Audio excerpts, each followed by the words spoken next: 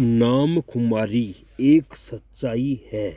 यह कोई काल्पनिक आनंद नहीं। 1 मार्च 1988 समर्थ सद्गुरुदेव श्री रामलाल जी सियाग। मैं देख रहा हूँ इस युग के मानव जब कबीर और नानक की नाम अमल और नाम खुमारी की बात सुनते हैं या पढ़ते हैं तो उन्हें इस बात पर बिल्कुल ही विश्वास नहीं होता है। अपने ज्ञान के अनुसार वे इस बात को ईश्वर के लिए श्रद्धा से काम में लिए हुए अतिशयोक्ति अलंकार के अतिरिक्त कुछ भी मानने को तैयार नहीं है।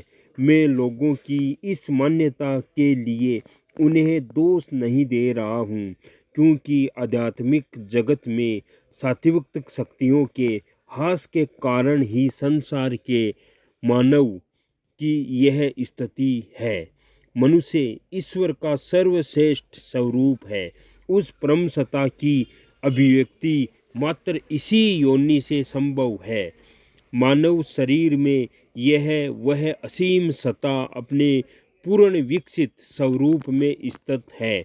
इसलिए सभी संतों ने इस योनि को दुर्लभ बताया है, परंतु युग के गुण धर्म के कारण ऐसा मानव इसका स्वाद नहीं चख पाने के कारण इसको मात्र काल्पनिक या अतिशय योति समझ रहा है। मैंने करीब 3-4 हजार पर्चे प्रत्यक्षानुभूति और साक्षात्कार तथा नाम खुमारी के बंटवाए।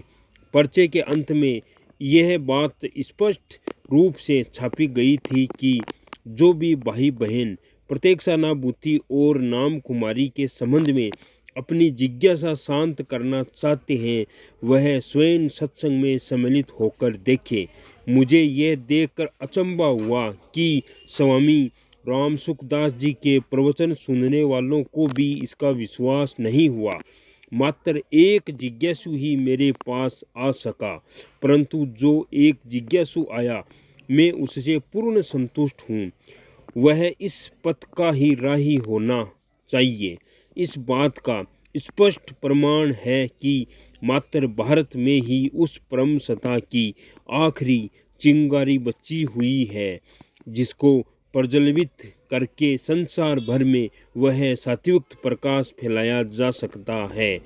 मुझे जो स्पष्ट इशारा था वह सही निकला कि यह प्रकाश सर्वोच्च लोक से आ रहा है, अतः पहले उन्हीं लोगों को चेतन करेगा। इस प्रकार संसार के शक्ति संपन्न बुद्धिजीवी लोग जब इस प्रकाश से चेतन होंगे तो नीचे इसका प्रकाश सहज ही फैल जाएगा।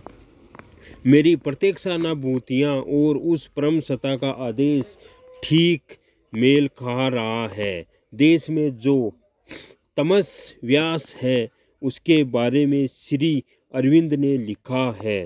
यह कई कारणों से है।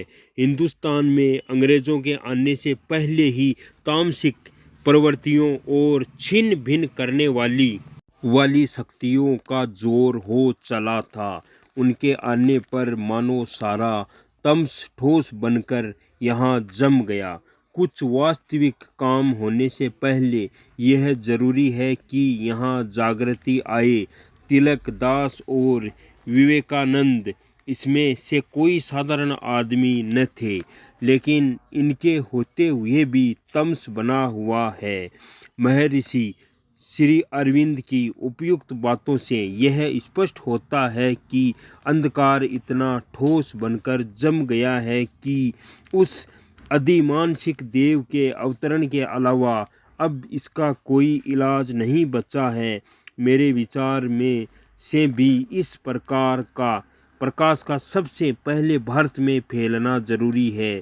श्री अरविंद को भगवान ने अलीपुर जेल से छूटने से पहले जो आदेश दिया था उसका भी यही अर्थ निकलता है।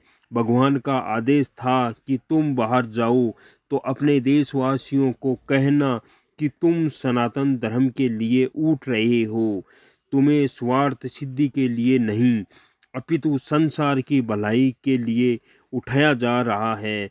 जब कहा जाता है कि भारतवर्ष महान है तो उसका मतलब है कि सनातन धर्म महान है। जय गुरुदेव, जय दादा गुरुदेव।